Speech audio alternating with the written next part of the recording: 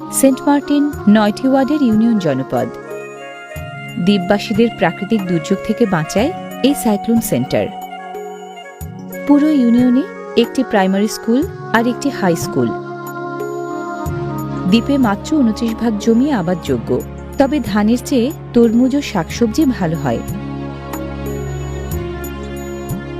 দ্বীপ মালিক মোহাম্মদ ইব্রাহিম আত্মীয় স্বজনের পাশাপাশি দ্বীপে নিয়ে এসেছিলেন নানা পেশার লোক, কাঠমিস্ত্রি, জেলে, স্বর্ণকার, নরসুন্দর, এমনকি মসজিদের ইমাম পর্যন্ত। প্রয়োজন মতো জমি লিখে দিয়েছিলেন সবাইকে। তাঁর দূরদর্শী দিক নির্দেশনায় এই দ্বীপ বসবাসযোগ্য হয়েছে বংশ পরম্পরায়।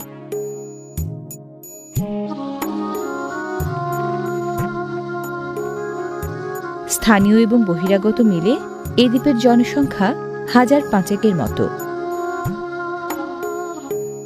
জালকে যুদ্ধাস্ত্র আর ট্রলারকে বাহন বানিয়ে ছোট্ট এই সাগর দ্বীপের বাসিন্দাদের জীবনটা চলে প্রকৃতির সাথে একাত্ম হয়ে।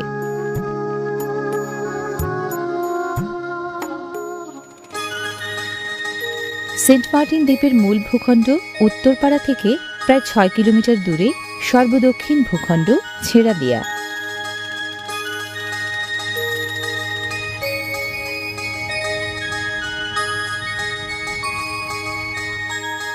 বৈশিষ্ট্যের দিক থেকে ছেড়াদিয়া একেবারেই আলাদা।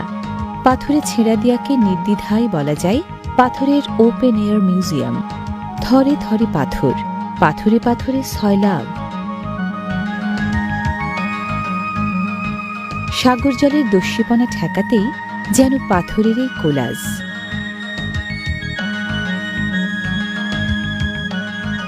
ভূতাত্ত্বিকদের ধারণা ৪০,০০০ বছর আগের বরফ যুগে প্রাচীন কোনো নদীর অববাহিকা তলিয়ে যায় বরফগলা পানির সাগরে।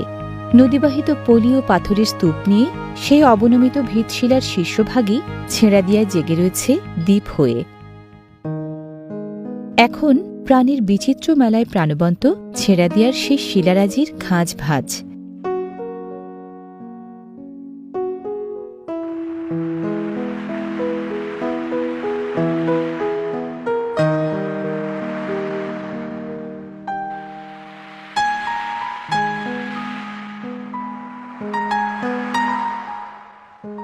সাগর শসা, অক্টোপাস, জেলিফিশ, মাডস্কিপার, স্কুইড, কাঁকড়া, রকমারি মাছসহ অসংখ্য প্রাণী পাথুরে এই জলরাজ্যের বাসিন্দা। অল্প জায়গায় এমন জীববৈচিত্র্য নাকি খুব কম দ্বীপেই দেখা যায়।